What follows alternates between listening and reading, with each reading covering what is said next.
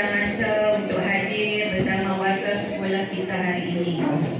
Ya, saya harap kehadiran cikgu ni akan membawa aura yang positif dan bagi suntikan semangat yang amat diperlukan oleh anak-anak. Okey, program motivasi ini sebenarnya adalah satu daripada inisiatif sekolah kita untuk membina saksiah dan kepimpinan yang cemerlang dalam kalangan pelajar. Dua.